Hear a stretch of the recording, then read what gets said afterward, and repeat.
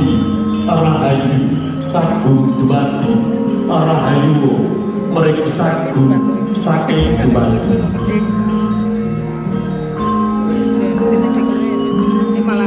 panggih penganten adat Surakarta hadiningrat minangka patuladan becik ingkang kebak pamulangan luhur penganten ingkang sampun sapanduran tinggal pinanggi badhe nedya balang gantar utawi balang suruh ingkang tinemu arosipun wujudipun suruh ayu lan suruh laku utawi menang senebat gundang tutur lan gundang kasih wujudipun suruh utawi sirih ingkang benten lumah lan uripipun kanthi dene wujuding penganten kekalih kakung lan putri ingkang saged manunggal awit saking daya tresna guyub lan kun kekalihipun pramila penganten putri ingkang sampun manembah timpuk saperlu ngabekti mring garwanipun mugi-mugi daya punika ingkang ajalan kebaing nugra Gusti Amba numili mring kekalihipun nalika sampun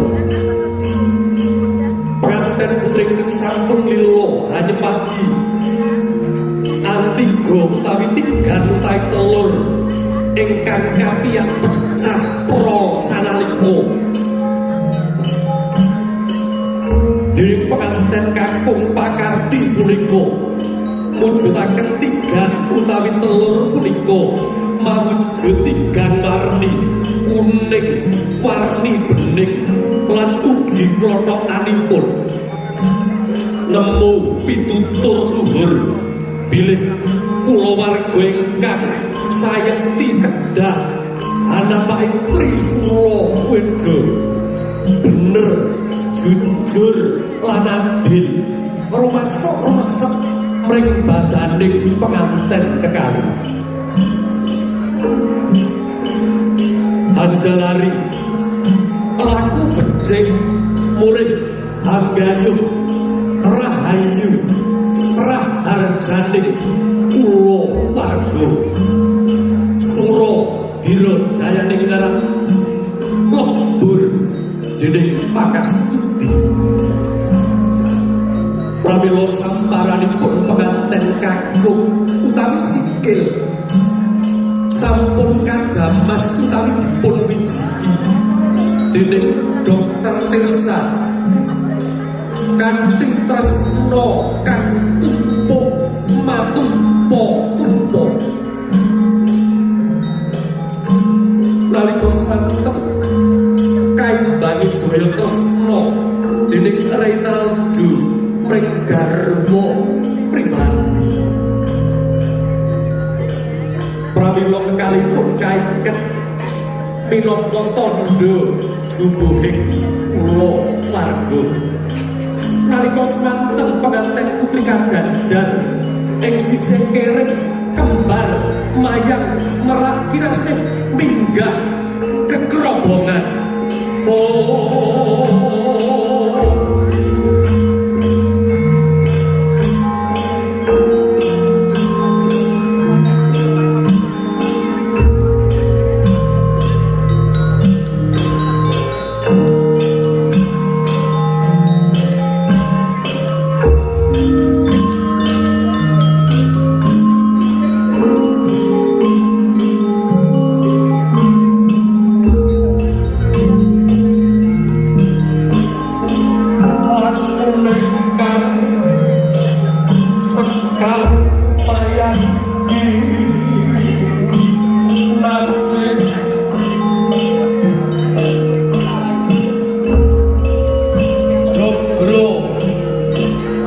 Ang Koronangun